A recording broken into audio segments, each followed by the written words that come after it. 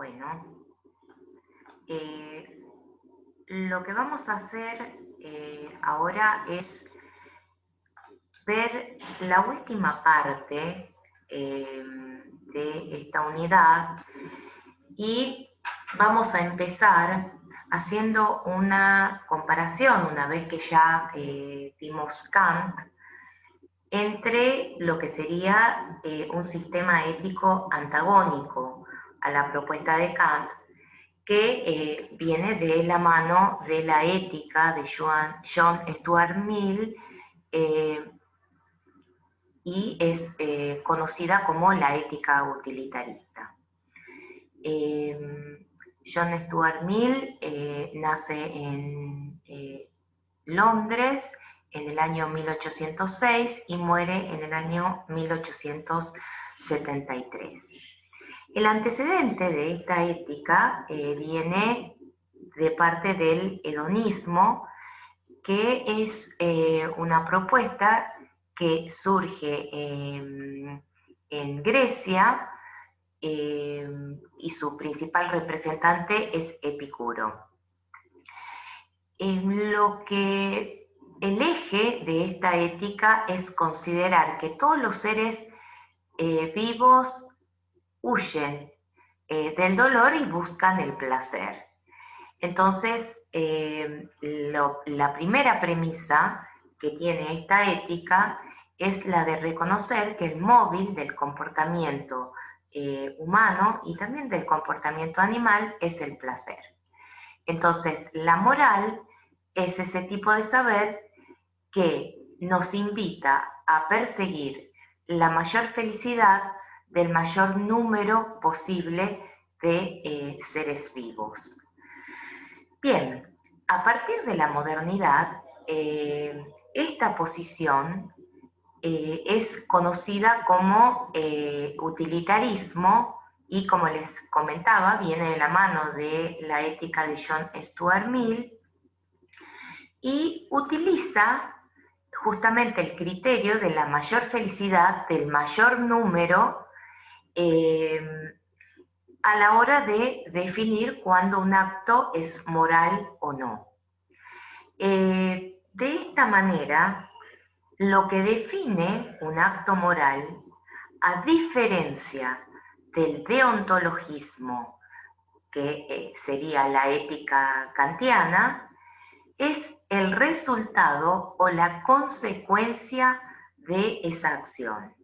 Recordemos que en lo que nosotros vimos que correspondía a la ética deontológica, lo que guiaba a esa acción era un principio y esa acción estaba fundada en la idea del deber. De modo que la acción tenía un valor en sí mismo y ese principio era lo que determinaba el valor moral de la acción. Acá es diferente.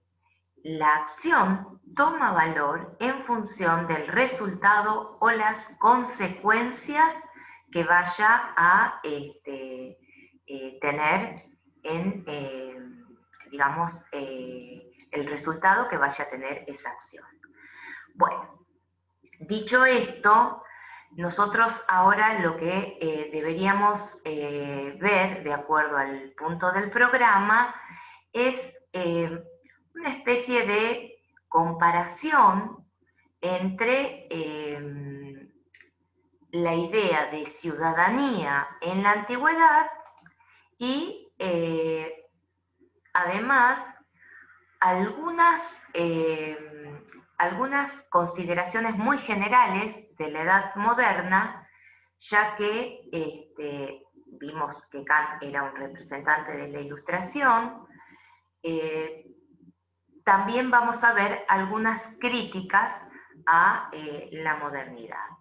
Bueno, veamos en primer lugar la consideración de lo que respecta a la idea de ciudadanía, el concepto de ciudadanía en la antigüedad.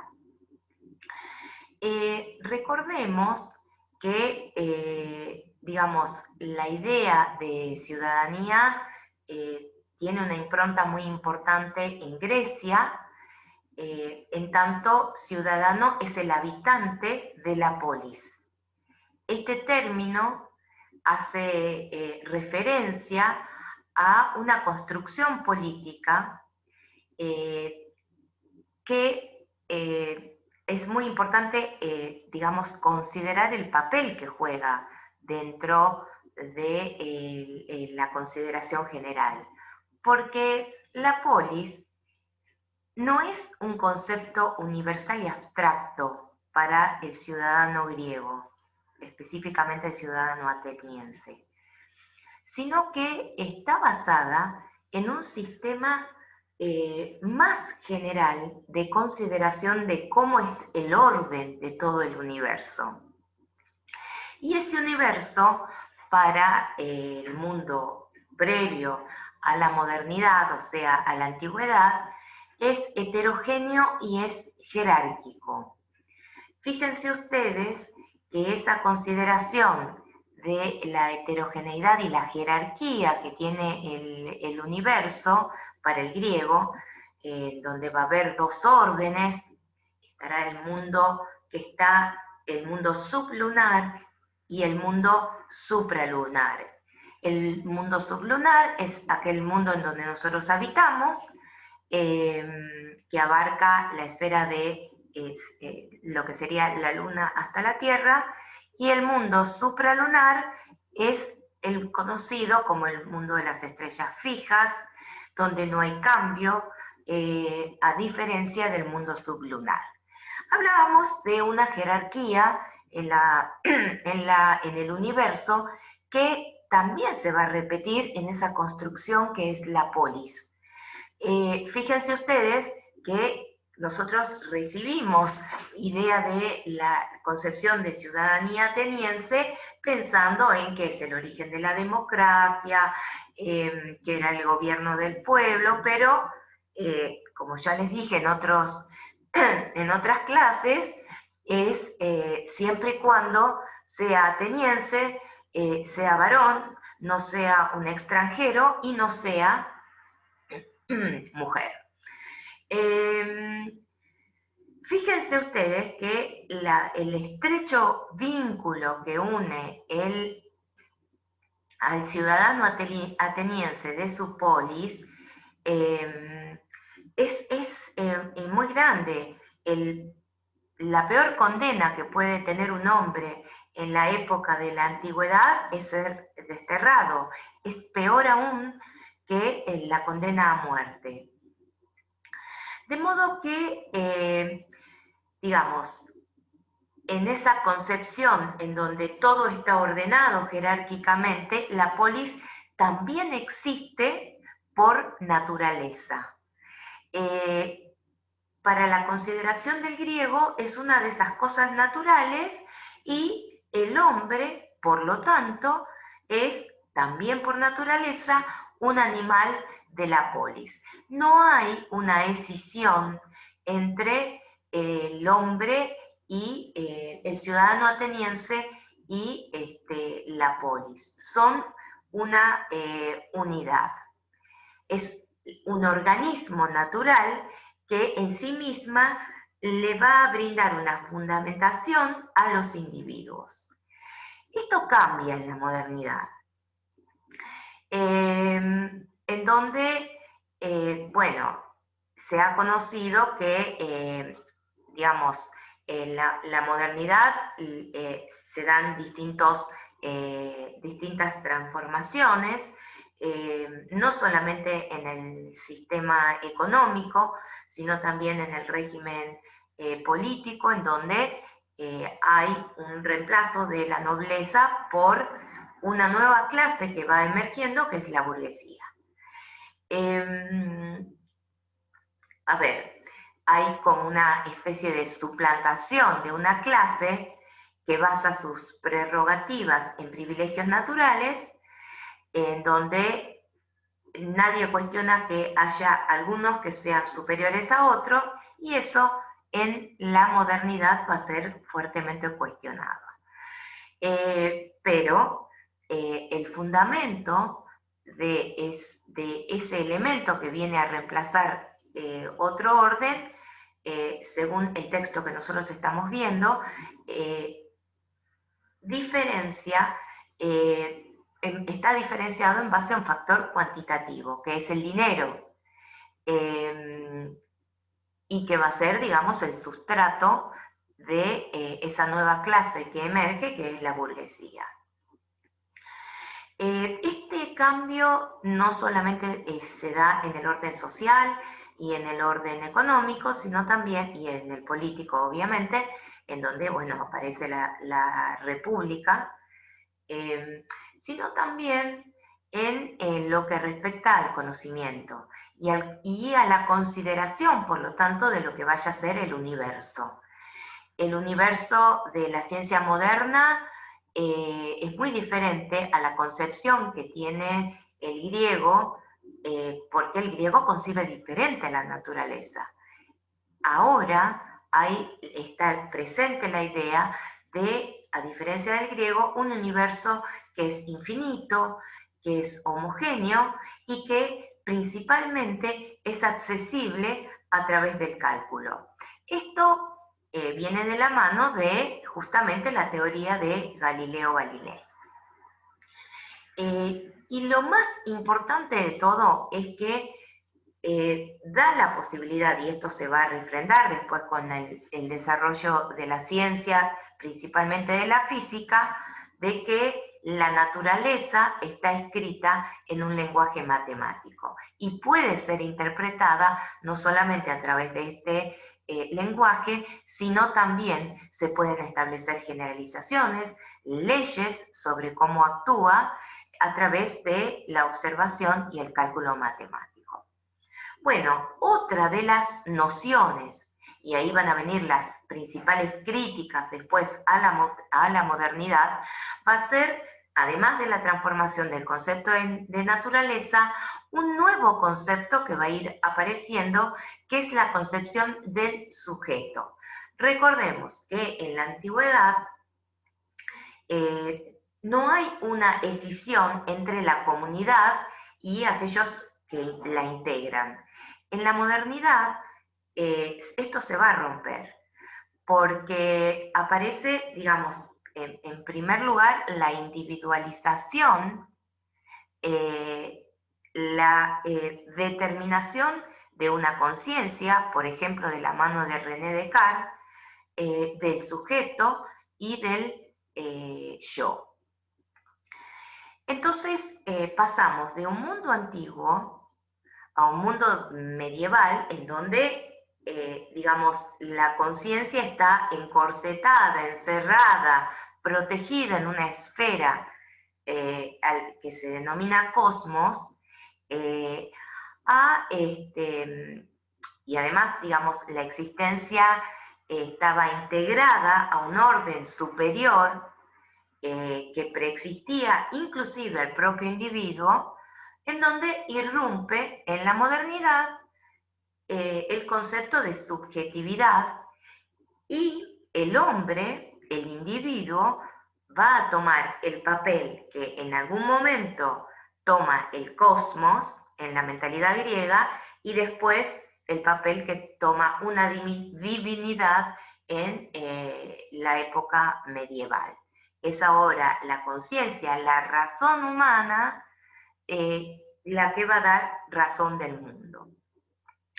Y esta idea que se va a brindar acerca del mundo va a ser a través del cálculo.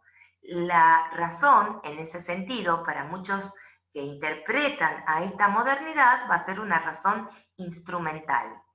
El Estado ya no es más preexistente a los individuos, sino que en la concepción contractualista de aquellos que investigan sobre el origen de las sociedades, van a considerar que los individuos son los que constituyen el Estado, que llegan a conformar una sociedad a través de un acuerdo, de un pacto, para pasar del estado a un estado de sociedad civil. Es decir, acaba de nacer la democracia liberal burguesa y será el marco teórico de muchas de las transformaciones sociales y políticas que se van a dar después en la modernidad. A ver, serán asimismo los que estarán en el fundamento de muchas declaraciones de derechos e inclusive de muchas constituciones tienen este surgimiento justamente en la modernidad. Bueno, una de las críticas que viene de la modernidad es justamente de la mano de Carlos Marx, que va a decir, bueno, está bien, se crean los derechos humanos, pero sin embargo, estos derechos son derechos del miembro de un miembro de la sociedad burguesa separado de su comunidad y que en definitiva van a sembrar un egoísmo aún mayor, porque si nosotros consideramos a la libertad como se la concibe desde la modernidad hasta hoy, es la idea de aquello que no puede rebasar el límite de otra libertad. Y fíjense ustedes que en definitiva es el derecho a proteger la propiedad privada distribuida en forma arbitraria. Bueno, esta será una crítica en relación a, digamos, a la concepción y a la aparición del individualismo y de la propiedad privada.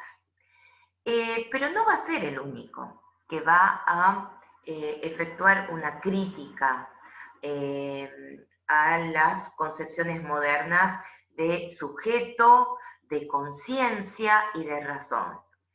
Hay tres figuras que son clave para abordar la crítica a los conceptos de la modernidad. Ellas son el filósofo Nietzsche, Freud con su teoría del psicoanálisis y bueno, Marx, que acabamos de ver una de las críticas.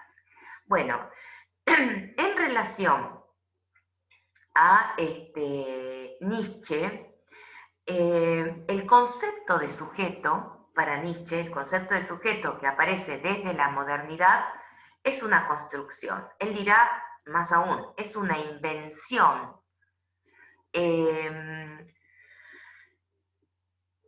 A ver, para el positivismo, que es una teoría que surge en la modernidad, para el positivismo solo hay hechos. Pero para Nietzsche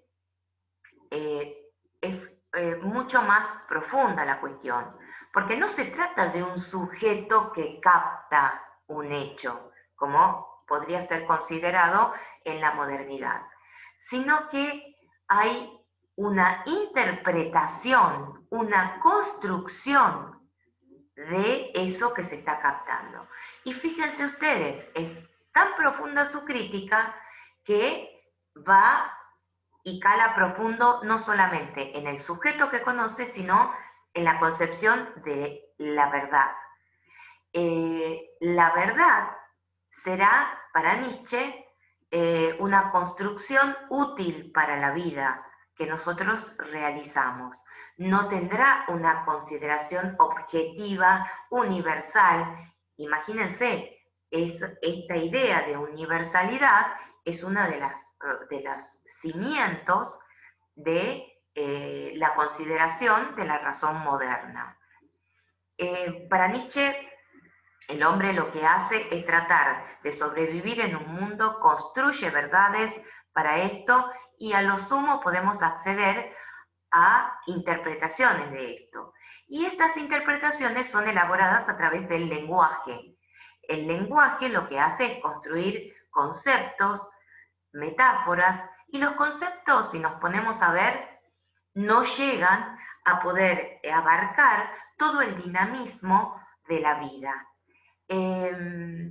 Entonces, bueno, es una crítica bastante profunda, y ni qué hablar de la crítica a la moral moderna, con la posibilidad de crear una ley moral universal para todos los hombres.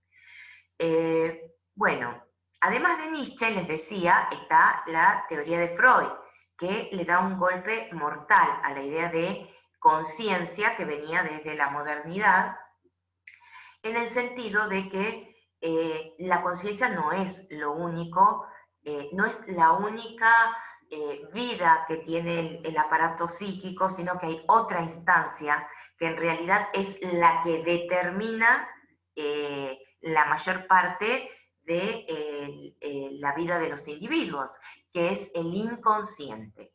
El descubrimiento o al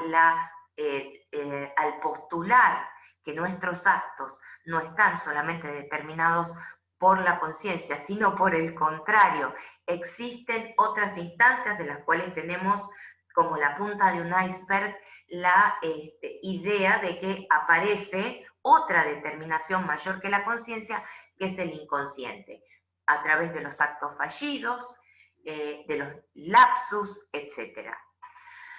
Bueno, y finalmente, como les comentaba, de Marx, con la idea de que no es la conciencia, dice Marx, no es la conciencia de los hombres lo que va a determinar su ser, sino, por el contrario, es su existencia social lo que va a determinar a la conciencia del hombre. Esto significa que no hay, a diferencia de lo que se creía antes, ideas preexistentes o la esencia de algo que ya esté, que vaya a determinar después la existencia, sino que por el contrario son las condiciones materiales las que van a determinar la conciencia del hombre. Bueno, entonces, tenemos a través de Marx, Nietzsche y Freud la demostración en esta época contemporánea de que no hay, tal como lo postulaba la modernidad, un sujeto fundador ni una conciencia propia de ese sujeto, y además los conceptos de la modernidad ocultan otras cosas, ocultan, por ejemplo, como diría Marx, una serie de elementos sociales, económicos y también ideológicos, o, como diría Nietzsche, una moralidad que es heredada a través de lo que él llama un resentimiento contra la vida, y después, por parte de Freud, en realidad tendríamos un inconsciente que es en realidad el que rige los actos de la conciencia. Bueno, hasta acá llegamos con la unidad 2.